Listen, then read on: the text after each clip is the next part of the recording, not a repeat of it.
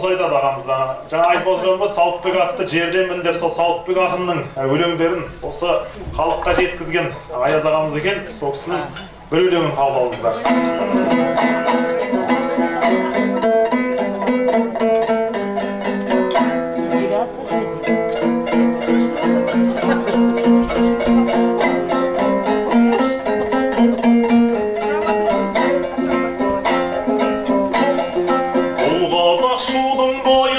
Жайлаған ел, жаз келсе боз биесін өзенге байлаған ел-ай.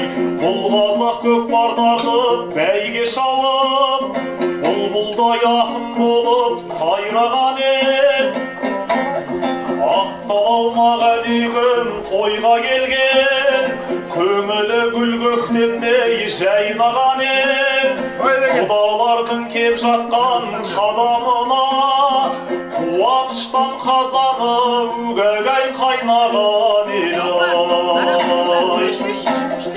Ассалаумағалейкум ағайындар-ай, ән салып билейтін талайым бар-ай. Әніммен өлеңіммен сәлем бердім-ай, жиылған осы тойға баршаңыздай. Аталарым-ай, апаларым-ай, алдынан қымбат маған баталарым-ай.